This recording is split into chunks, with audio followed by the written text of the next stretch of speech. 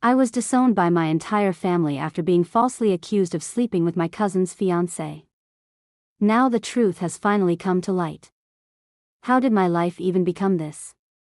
Seriously, I can't even wrap my head around it. Family disowned me, friends turned their backs, and I'm even banned from my favorite pub. I swear I didn't do anything to deserve this. Okay, let me start by reintroducing myself. I'm Alex, and this is the living hell story that started about 3 months ago. I was honored to be a groomsman for my cousin Ethan, who was getting married to Chloe. Chloe had been one of my closest friends since we were toddlers playing in the sprinklers. The wedding day arrived, and I was busy directing guests to their seats. Everything was normal until Ethan stormed in, dragging a group of groomsmen and other people after him, all looking agitated. Ethan looked at me and growled, "Alex." Before I could even mumble a reply, bam. A punch landed square on my face. Then bam, bam, a combo of punches. "You guys," he was yelling while hitting me, "how could you do this? I know everything." The groomsmen jumped in, finally yanking him away from me. I was astonished, my mind whirling, and I couldn't understand anything. What's going on? What did I actually do? They hurriedly took me out of the room, leaving me with a lot of questions in my head. The next stop was the clinic. My lip was swollen, my nose was bleeding, and my left eye was going black and blue. The doctor patched me up and asked if I wanted to pursue charges, but all I wanted to know was why Ethan had freaked out. Dad texted, "Wedding is off. You have till the end of the day to get your belongings out of the residence."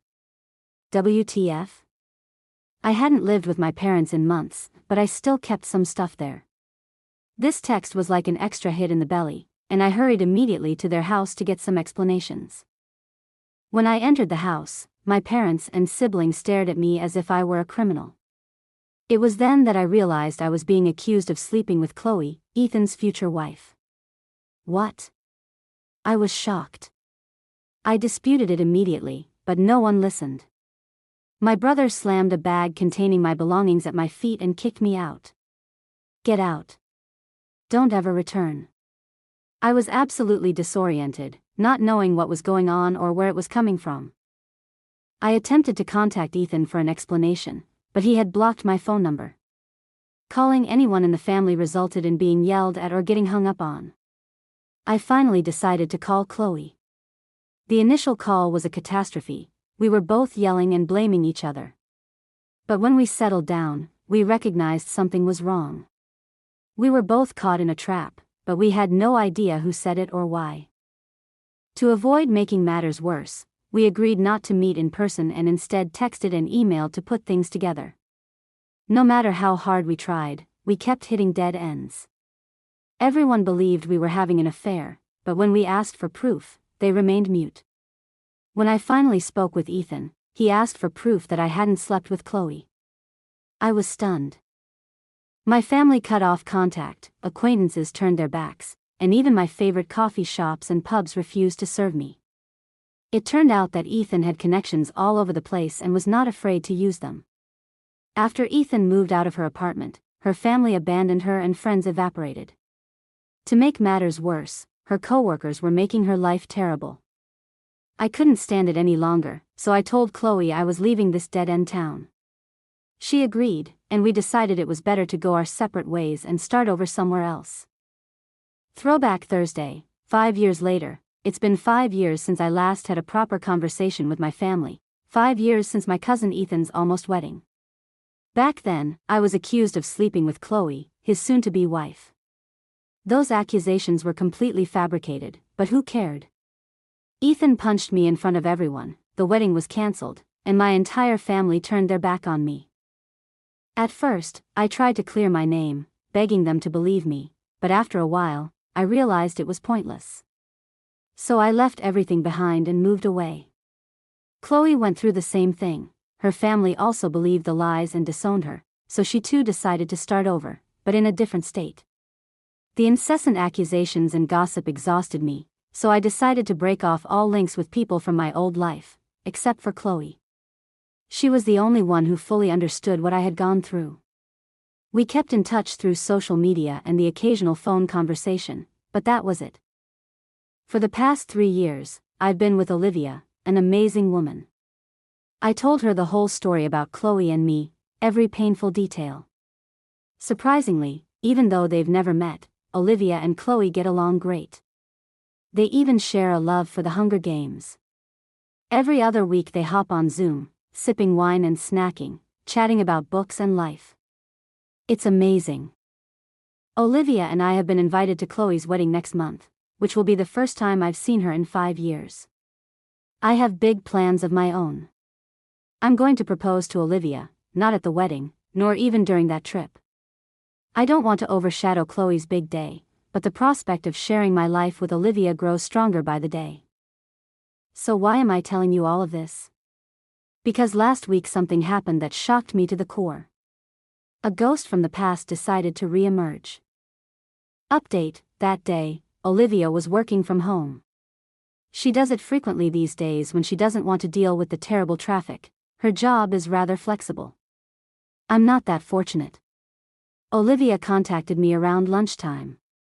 She typically contacts me when I'm at work, so seeing her name appear on my phone in the middle of the day seemed suspicious. Her voice was unsteady as she told me what had happened. After going out for lunch at our favorite shawarma establishment, she returned home to find a letter posted to the door: "We need to talk. I'll be returning tonight." Although there was no signature, she believed it was for me because my name was on the door. Olivia was terrified by the note, so she locked all the doors and stayed inside all day. When she told me about it, I requested an early leave from work and rushed home. We stayed up late that night waiting to see who left the note. Even though I didn't think it was necessary, I didn't say anything when Olivia grabbed a baseball bat and placed it next to the couch. She was clearly on edge, and I didn't want to make things worse. But no one came, and the night was silent. For the next 2 days, nothing happened. No strange notes, no unexpected visits, just an odd, disturbing silence. Then, on the evening of the 3rd day, the doorbell rang. I opened it to see a man standing there, looking exhausted, as if he hadn't slept in days and smelling faintly of alcohol. "Hey Alex," he began, his voice raspy and familiar. A shudder rushed down my spine. As soon as he spoke, I recognized the person standing in front of me, Ethan. Honestly, I didn't want to allow Ethan in. The last time we spoke, he almost hurled a beer glass at my face. So when he popped up unexpectedly, I wasn't exactly rolling out the red carpet. This is how our first discussion went: "Ethan, won't you invite me in?" Me: "No, I don't think that will happen." Ethan: "Okay, fair enough. I came to apologize." "I know the truth now." Me: "I accept your apology. Goodbye." I was about to slam the door, but he wouldn't give up so simply. "Ethan, wait. Are you not going to let me explain?" Me: "Not really." An explanation could have been useful back then, before everyone I cared about turned away from me. But what good will it do now? Ethan: "All right, you have a point. But I'd still like to apologize to Chloe. Can you provide me her contact information?" Me: "I could, but I'm not going to." Ethan: "Come on, Alex. I just want to apologize to her." Me: "I'll tell her you're attempting to contact her. If she wishes to talk, she will contact you directly. But you should keep away from her." That was all I wanted to say, so I slammed the door and walked away. Through the door, I heard him cry, "Unblock your mother. She wants to speak to you." I didn't respond. Instead, I went straight to the living room, where Olivia was waiting. I told her everything that had just transpired, and we both agreed that the first step should be to phone Chloe. If anybody needed to know about Ethan's reappearance, it was her. When I called, Chloe was astonished, and she made it obvious that she didn't want Ethan to receive her contact information, which I assured her I would never give him. It took me a few days to determine what to do about my mother. Finally, I cleared her phone number and texted her a simple message: "Heard you wanted to talk." A few minutes later, my phone buzzed with an incoming call. I let it ring and texted back, "Text only. No calls." She replied quickly, "Mom, we know you spoke with Ethan. We want you to come home." Me: "I am at home, Mom, you understand what I mean." We'd like to apologize and welcome you back to the family. Me, I accept your apology. I am staying here, Mom, we just want to make things right. Me, I will think about it. Goodbye. I realize it probably sounded callous, but when the people you care about throw you away like garbage, it changes you.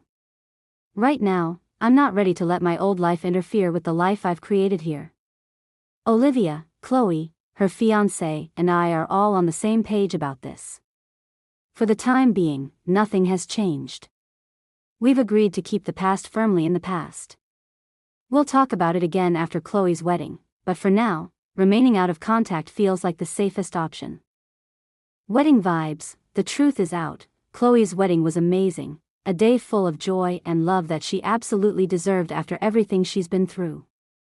After some long conversations, I decided to return to my hometown to meet with my family. It wasn't an easy decision, but I felt that I needed to close this chapter one way or another. I requested that Chloe's parents and Ethan attend the meeting. I also noticed a familiar bridesmaid sitting alone, looking uneasy and withdrawn. I couldn't pinpoint why I thought she was significant, until later. When I arrived at the meeting, my mother immediately tried to hug me, but I gently stopped her and kept a safe distance. Before anyone could say anything, I took out my phone, turned on the speakerphone, and placed it in my shirt pocket. Chloe's on the line, I stated. She's listening to everything, but her microphone is muted. If she wishes to speak, she will unmute. If she decides she is finished with this talk, she will disconnect. It is entirely her decision. Chloe's father frowned. Why isn't she here herself? I looked him directly in the eyes and said, because she informed me last week that she doesn't feel safe after what occurred 5 years ago. Could you blame her? Ethan didn't just punch me that day, he also smacked Chloe and didn't even give her the opportunity to defend herself. Hearing that, Ethan's face became pale, and a murmur of concern swept through the room. Yet they eventually began to describe what had happened. 2 years after the scandal, Ethan married Megan, the bridesmaid I had noticed at the wedding. Their marriage was rocky from the start, with constant arguments. During one of those fights about 6 months ago, Megan slipped up and admitted that she had sabotaged Chloe's relationship with Ethan. She stated that she was the one who told Ethan that Chloe was having an affair with me. She claimed to have observed it but couldn't provide any evidence, and she made it all up to pull them apart. When Ethan brought this accusation to the family, everyone believed him without question. They assumed he wouldn't ruin his own wedding unless he had a good reason, and they just took Megan's word as gospel. They didn't stop to talk to me or Chloe, nor did they give us a chance to explain or defend ourselves. Now that the truth had been revealed, they wanted to apologize, make things right, and welcome us back into their lives. I sat there for a moment, contemplating what I just heard, before turning to Megan. Let me get things straight. You wanted to be with Ethan so badly that you damaged Chloe's life to get her out of the way. You built your fleeting happiness on lies, on betraying those who trusted you. Was I just collateral damage? How does it feel to know that all you built was based on someone else's pain? Next, I looked at Ethan. We've grown up together. Chloe, you and I felt like family even before we became one. But instead of approaching us, you simply believed her falsehoods and tore our lives apart. How could you do that? Finally, I addressed Chloe's parents and my own. To both of you, I will pose the same question. You reared us. I believed you were aware of our identities. But when the initial complaint was leveled, you didn't even engage in a civil conversation. You did not believe we were worth the opportunity to defend ourselves. You basically assumed the worst and brushed us aside. How could you do it? Nobody said anything. They just sat there in silence. Following a lengthy pause, I continued, I know where I stand with all of you now. You made it apparent 5 years ago that you did not believe I was worth it. No phone call, no talk, you showed me my spot. But it isn't here. I cannot speak for Chloe. She will make her own decision on what happens next. If she accepts your apologies, she will contact you, but do not hold your breath. As for me, I'm finished. I'm returning to my true house, which I created after you all abandoned me. And while I'm relieved to finally know what occurred, all of this could have been avoided if anyone here had exercised common sense 5 years ago. Maybe this would still feel like home. I walked out, blocked their phones again, and contacted Chloe to make sure she hadn't missed anything crucial. We both decided that this was the end of the line and we'd keep out of communication with everyone involved. The next morning, as I drove out of town, I had a sense of closure. This would be the last time I ever came back here. My future was waiting for me back home. With Olivia, I already had the ring, and it was finally time to ask her to marry me. Engagement goals, a new beginning, and that was how my life turned a new page. After all the pain and loss, I found true happiness. I learned that family isn't always blood, but the people who love and accept you unconditionally. I learned that the truth always wins, even if it takes a long time.